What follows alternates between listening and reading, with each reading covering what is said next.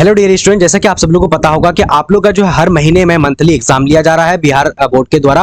और आज जो मैं आप सब लोग के सामने में लेकर आया हूं जुलाई का एक क्वेश्चन पेपर जो कि इतिहास का है। देखिए, अगर आप लोग हिस्ट्री अगर आप लोग रखे होंगे तो आप लोग इस पेपर को पूरी तरीके से पढ़ के चले जाइएगा। सेम सेम आपको देखने को मिलेगा। देखिए, कुछ कुछ कॉलेज में आप लोग को अलग अलग क्वेश्चन पेपर अगर देखने को मिलेगा तो इसके लिए जो है आप लोग थोड़ा सा और दूसरा पेपर पढ़ लीजिएगा। लेकिन मैं आप लोग को बता रहा हूँ कि पूरी तरीके से मैं छाप करके लेकर के आ चुका हूँ। लगभग यही पेपर सबके कॉलेज में पूछा जाएगा। तो चलिए दोस्तों, मैं टाइपिंग करके पूरा लेकर आया हूं और आप लोग एकदम 1 से लेकर के 300 तक देखिएगा। बाकी सब्जेक्टिव क्वेश्चन भी मैं अगले वीडियो में पूरी तरीके से बता दूंगा।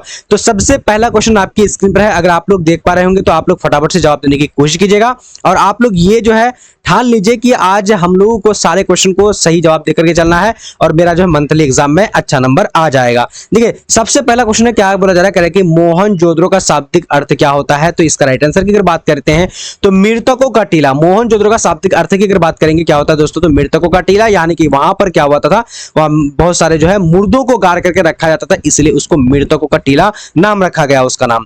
ठीक है, और ये कहां था, मोहनजोदड़ो में था। अब बात करते हैं दूसरा नंबर क्या बोला जा रहा है, कह रहा है कि राखलदास बनर्जी को मोहनजोदड़ो का अवशेष किस वर्ष मिले थे। तो राखलदास बनर्जी, इसका शॉर्ट नाम क्या है, आरडी बनर्जी। राखलदास बनर्जी को जो है कब मिला था, देखिए यहां पर, अरे भाई ये क्या हो गया। तो अगर बात करते हैं इसका राइट आंसर की अगर बात करेंगे 1921 है। 1900 यहाँ पर 22 होना चाहिए, 1921 होगा, 1920 होगा, 1923 होगा।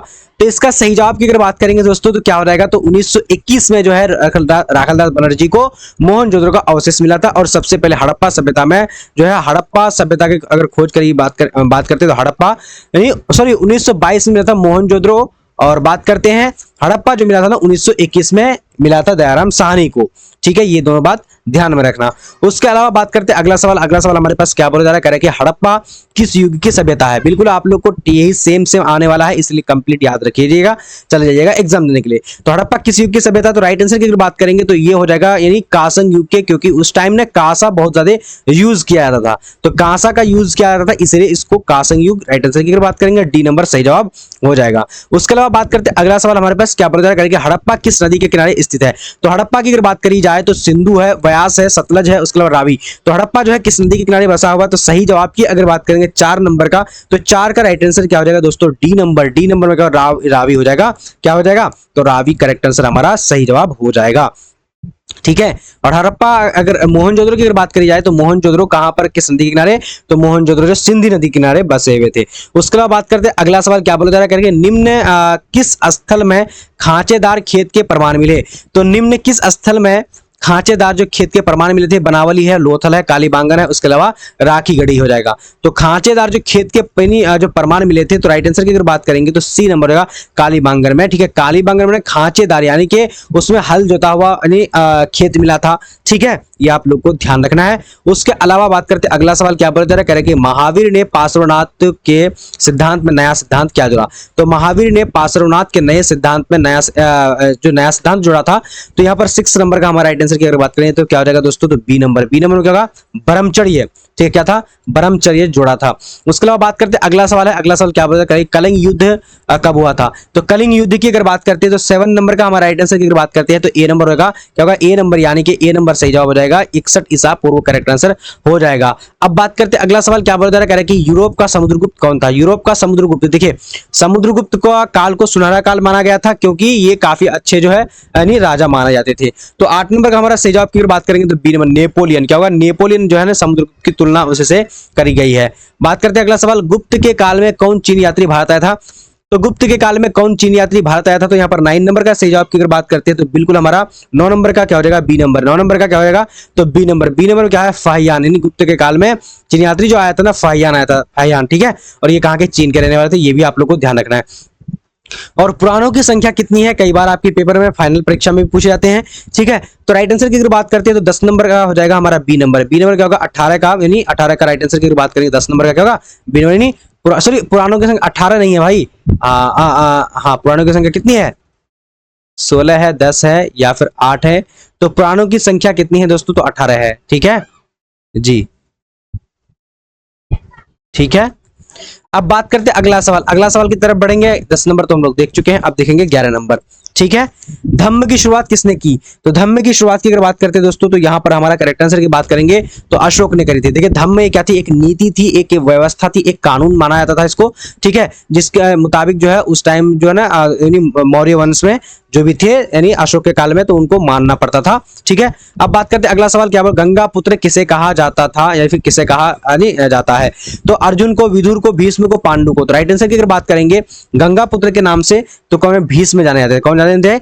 भीष्म जाने जाते हैं दोस्तों, ठीक है। तो 12 का राइट आंसर यानी गंगा पुत्र के नाम से कौन जाने जाते हैं? भीष्म जाने जाते हैं ना। चलिए बिल्कुल सही बात है। उसके अलावा अगला सवाल देखिए 13 नंबर का सही जवाब की बात करेंगे कौन सा हो जाएगा, फटाफट से आप सब लोगों को देखना है, ठीक है। क्या बोला कह रहा है कि नहीं, वर्णालंकार की संरचना सबसे पहली बार मिलती है। तो वर्णालंकार की जो सबसे पहली जो यानी संकल्पना सबसे पहली जो क्या मिलती है? संरचना में पढ़ रहा था, संकल्पना सबसे पहली बार मिलती है तो कहां पर? ब्राह्मणों में या फिर क्या उपनिषदों में या फिर यानी धर्म सूत्रों में या फिर स्मृतियों में। तो 13 नंबर का सही जवाब की अगर बात करते हैं तो बिल्कुल हमारा क्या हो जाएगा दोस्तों? बिल्कुल 13 नंबर का एकदम राइट आंसर की बात करते हैं तो डी नंबर होगा, यानी कि स्मृतियों में। स्मृतियों में क्या? स्मृति नामक किताब है, उसी में मिली थी। बात करते हैं अगला सवाल, क्या बोला जाएगा? गोत्र के अंदर विवाह करना कौन सा विवाह है? क्या है? कौन सा विवाह है? ठीक है, विवाह करना कौन सा विवाह है गोत्र के अंदर? देखिए आपको पता होगा कि 8 प्रकार का विवाह है और 8 प्रकार का विवाह में से इसके अंदर कौन सा आता है? तो 14 नंबर का राइट आंसर की बात करें ए नंबर होगा, यानी अंतर विवाह। अंतर विवाह राइट आंसर की बात करेंगे तो हमारा ए नंबर करेक्ट आंसर हो जाएगा। उसके अलावा बात करते हैं अगला सवाल, क्या बोला जाएगा कि घटोत्कच किसका पुत्र था? तो घटोत्कच किसका पुत्र था? युधिष्ठिर का, अर्जुन का, दुर्योधन का, भीष्म का। तो 15 का सही जवाब की अगर बात करते हैं तो बिल्कुल हमारा क्या हो जाएगा? तो डी नंबर। डी नंबर क्या होगा? भीष्म हमारा बिल्कुल डी सही जवाब हो जाएगा। उसके अलावा बात करते हैं अगला सवाल, क्या बोला जाएगा कि चौथी बौद्ध परिषद किस शासक के काल में हुई थी? तो चौथी बौद्ध परिषद जो किस शासक के काल में हुई थी? तो यहाँ पर हमारा 16 नंबर का सही जवाब की बात करते हैं डी नंबर। डी नंबर क्या होगा? कनिष्क। डी नंबर क्या होगा? कनिष्क। चौथी बौद्ध संधि कनिष्क के काल में हुई थी। और बाकी जो सबसे पहला की बात करेंगे अजात शत्रु के काल में हुई थी, जो कि कहां पर हुई थी? वैशाली में हुई थी। और बात करते हैं अगला सवाल, क्या बोला? निम्न में से किस वेद में 10 मंडल और क्या कि 128 सूक्त तथा यहाँ पर देखिए क्या है 128 1028। उसके अलावा यहाँ पर है कि 1,580 क्या है? 1 लाख नहीं है ना, 10,580 क्या है कि रचनाएं हैं, त्रिरचनाएं। तो क्या होगा फटाफट से बताइएगा। चलिए ऋचाएं हैं, ठीक है, त्रिचाएं है ना। तो यहाँ पर राइट आंसर की अगर बात करेंगे 17 नंबर का, 17 का ए नंबर हो जाएगा, यानी ऋग्वेद। ऋग्वेद ए नंबर हमारा सही जवाब हो जाएगा। उसके अलावा बात करते हैं अगला सवाल, महावीर ने पार्श्वनाथ के सिद्धांत में नया सिद्धांत क्या जोड़ा? तो महावीर ने पार्श्वनाथ के सिद्धांतों में नया सिद्धांत की अगर बात करेंगे तो 18 का यानी 18 का right answer B number. B number क्या? ब्रह्मचर्य हो जाएगा। क्या होगा? ब्रह्मचर्य करेक्ट आंसर बी नंबर हो जाएगा। उसके अलावा बात करते हैं अगला सवाल, भगवान बुद्ध ने अष्टांगिक मार्ग में कौन सा यानी सिद्धांत नहीं था? तो भगवान बुद्ध के अष्टांगिक मार्ग में कौन सा सिद्धांत नहीं था? तो 19 नंबर का कौन सा आंसर हो जाएगा? तो 19 का सही जवाब की अगर बात करते हैं तो बिल्कुल हमारा सी नंबर। सी नंबर में क्या हो जाएगा? नहीं क्या होगा? सम्यक चरित्र। क्या होगा? सम्यक चरित्र हो जाएगा। क्या हो जाएगा दोस्तों? तो सम्यक चरित्र यानी करेक्ट आंसर हो जाएगा। बात करते हैं अगला सवाल, बुद्ध चरित्र की रचना किसने की? तो बुद्ध चरित्र की रचना अगर 20 नंबर की अगर बात करते हैं तो 20 नंबर का सही जवाब बी नंबर, यानी अश्वघोष। क्या होगा? अश्वघोष बी नंबर हमारा सही जवाब हो जाएगा। बात करते हैं अगला सवाल, क्या बोला जा रहा है कि निम्न में से गौतम बुद्ध के शिष्य थे? तो निम्न में से गौतम बुद्ध के शिष्य कौन थे? अब यहाँ पर देखिए आनंद एवं उपाली है, उसके अलावा कश्यप है, उसके अलावा क्या की यानी सारीपुत्र एवं क्या है कि गौद्रलायन या फिर इनमें से सभी। तो सही जवाब की अगर बात करें 21 नंबर का, तो 21 का करेक्ट आंसर की अगर बात करते हैं तो डी नंबर, डी इनमें से सभी सही जवाब हो जाएगा। अब बात करते हैं अगला सवाल, अगला क्या कि नाथ मुनि का संबंध है। तो नाथ मुनि का संबंध देखिए ये एक धर्म से संबंध है, तो 22 नंबर का राइट आंसर डी नंबर, यानी वैष्णव धर्म से, यानी वैष्णव धर्म से संबंध है नाथ मुनि का। अब बात करते हैं अगला सवाल, क्या बोले? इब्न बतूता अपनी यात्रा का विवरण किस भाषा में लिखा? तो इब्न बतूता जो है अपनी यात्रा का विवरण जो लिखा था वो किस में? फारसी में, उर्दू में, अंग्रेजी में, अरबी में। तो सही जवाब की अगर बात करते हैं तो बिल्कुल हमारा 23 नंबर का सही जवाब डी नंबर। डी नंबर क्या होगा? अरबी भाषा में लिखा। उसके अलावा बात करते हैं अगला सवाल, क्या कह रहा है कि दिल्ली से दौलताबाद किस शासक ने अपनी राजधानी परिवर्तित की? तो दिल्ली से दौलताबाद जो है किस शासक ने अपनी राजधानी परिवर्तित की थी? बलबन है, उसके अलावा क्या कि मोहम्मद बिन तुगलक है, अलाउद्दीन खिलजी है, अकबर है।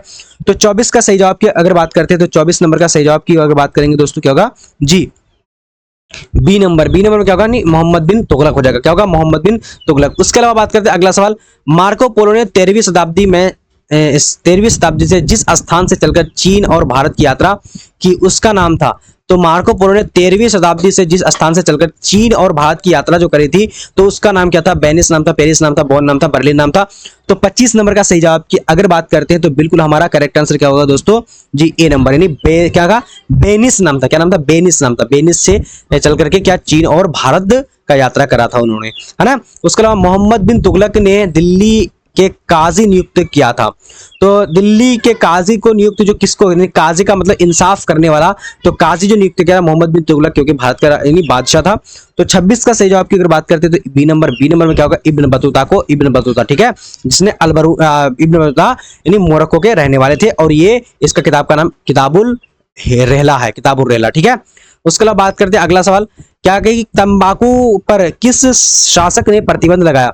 तो तंबाकू पर किस शासक ने प्रतिबंध लगाया? तो 27 का सही जवाब की अगर बात करते हैं तो सी नंबर क्या होगा? जहांगीर। जहांगीर ने तंबाकू पर क्या करा था कि प्रतिबंध लगाया कि तंबाकू नहीं खा सकते हो, और इसका बाप अकबर ने सबसे पहले सेवन किया था, ठीक है। अगला देखिए, शेख मोइनुद्दीन चिश्ती की दरगाह स्थित है। तो शेख मोइनुद्दीन चिश्ती की दरगाह की अगर बात करते हैं तो बिल्कुल 28 नंबर का राइट आंसर क्या होगा? 28 नंबर का डी नंबर, यानी अजमेर में करा था, ठीक है। चलिए, उसके अलावा अगला सवाल है यहाँ पर क्या बोला गया कि मारीची थी, तो मारीची यानी कौन थी? बौद्ध देवी, उसके अलावा जैन देवी, उसके अलावा के हिंदू देवी, उसके अलावा इनमें से कोई नहीं। तो सही जवाब की अगर बात करें 29 का ए नंबर होगा। ए नंबर में क्या, नहीं ए नंबर में क्या हो जाएगा? नहीं, मारीची थी तो यानी बौद्ध देवी थी, ठीक है। उसके अलावा यहाँ पर 30 नंबर देखिए, क्या बोला जाएगा कि बीजक में किसका उपदेश संग्रहित है? बीजक में किसका उपदेश संग्रहित है? तो यहाँ पर राइट आंसर की अगर बात करते हैं तो बिल्कुल हमारा करेक्ट आंसर क्या? ए नंबर। ए नंबर में क्या हो जाएगा? यानी कि कबीर। ए नंबर में क्या होगा? कबीर, यानी बीजक में किसका, यानी बीजक क्या है? ये किताब है, तो किताब में उस कबीर के यानी उपदेश दिया हुआ है। तो दोस्तों आज हम लोगों ने आप लोगों को 30 क्वेश्चन जो ऑब्जेक्टिव का मैंने पढ़ा दिया। अब देखिए सब्जेक्टिव बचा है, सब्जेक्टिव अगला नेक्स्ट पार्ट में मैं आप लोगों को दे दूंगा। अगर आप लोग अभी तक चैनल को सब्सक्राइब नहीं किए, सब्सक्राइब कर लीजिए। और आप लोग जो कंप्लीट अगर तैयारी करना चाहते हैं, नोट्स पीडीएफ वगैरह वगैरह फ्री में लेना चाहते हैं, तो बिल्कुल 7903288689 पर आप लोग मैसेज कर देना, और आप लोग को बिल्कुल कंप्लीट नोट्स जो बिल्कुल फ्री में दूंगा। और जितने भी जो है एग्जाम टाइम में जो क्वेश्चन जैसे कि पेपर आता है, आउट हो जाती है, वैसे आप लोग सुने होंगे, तो अगर आएगी तो सबसे पहले आप लोग इसी नंबर पे दूंगा मैं। देखिए आप लोग मैसेज कर दीजिएगा, मैं आप लोग को एक ग्रुप का लिंक सेंड दूंगा, और वहां पर क्लिक करके आप लोग ज्वाइन कर लीजिएगा। तो आप आज का लाइव क्लास इतना ही तक, और मिलेंगे अगले क्लास में। तब तक के लिए जय हिंद, जय भारत।